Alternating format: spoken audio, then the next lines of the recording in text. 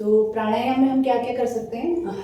सबसे पहले तो डीप ब्रीदिंग बहुत ज़रूरी है। डीप ब्रीदिंग आप अगर कुछ भी नहीं कर सकते तो अगर डीप ब्रीदिंग भी करते हैं तो उसी से आपके बहुत सारे फ़ायदे आपको मिलते हैं हर चीज़ में।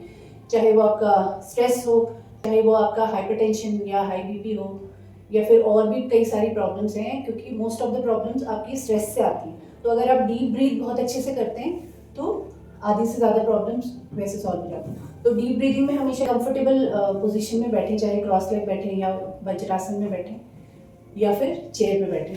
तो डीप ब्रीदिंग का तरीका क्या होता है कि हमेशा हम नाक से सांस लेते हैं और पेट को फुलाते हैं। गहरी लंबी सांस लेंगे जितना आप आराम से ले सकते हैं,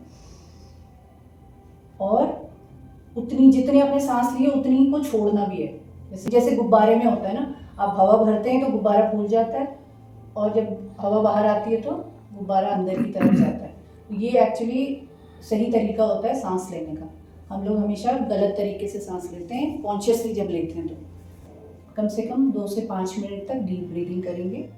कपालभाति कर सकते हैं। कपालभाति में भी कई बार जिनको जो हाइपरटेंशन के लोग होते हैं, पेशेंट्स होते हैं, उनको भी बहुत ज़्यादा उस पर सांसों को भी बहुत तेज़ से नहीं लेना होता, सांसों को हमें कंफर्टेबली लेना है। और अगर आपको हर्निया है तो आप उसको थोड़ा सा मूवमेंट को थोड़ा हल्का कर सकते हैं और थोड़ा थोड़ा हॉट लेके कर सकते हैं। गहरी लंबी सांस ले ली, फिर छोड़ते गए। जब मूवमेंट क्या है, पेट की होनी चाहिए। भ्रामरी आपका नर्वस सिस्टम को रिलैक्स करता है। तो भ्रामरी कैसे करते हैं? आपने इनहेल किया सांसों से और कानों को बिल्कुल अच्छे से बंद कर लेंगे, कानों को बंद करेंगे और आईज को भी क्लोज करेंगे। बहुत ज़्यादा ज़ोर से दबाना नहीं है, इस तरह से रखेंगे। आपने इनहेल किया और हमिंग साउंड छोड़नी है यहाँ से, गले से, इस तरह से। उसको आपको फिर इधर उधर की कोई आवाज़ नहीं सुनाई देनी चाहिए, सिर्फ अपने भ्रमर की आवाज़ सुनाई पड़नी चाहिए।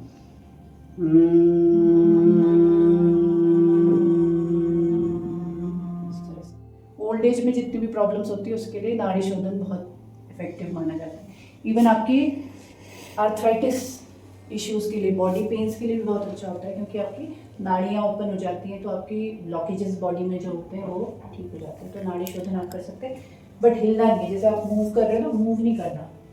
बैठे आंखों को बंद करके, चाहे अंदर से कोई मंत्र का जाप करें या फिर ओम चांट करें अंदर ही अंदर, या फिर अपनी सांसों पे ध्यान दें, तो उससे भी आपकी कई सारी प्रॉब्लम्स चली जाती हैं। आपका जो डिस्टर्ब माइंड होता है, आपके थॉट्स सारे, बहुत सारी चीज़ें, उसको डाइवर्ट करें अपने ब्रेथ की तरफ। तो वो भी रेगुलर बेसिस पे अगर करें और उसको तरीके से अगर करें तो योगा से जो आपका बहुत सालों सालों की प्रॉब्लम्स हैं, आप अगर मेडिसिन भी ले रहे हैं तो वो सब चीज़ें आपकी मेडिसिन भी बंद हो जाती हैं।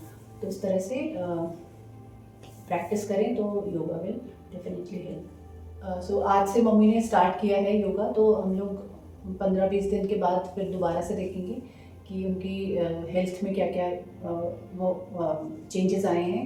तो will talk about that in our next video. Thank you for watching.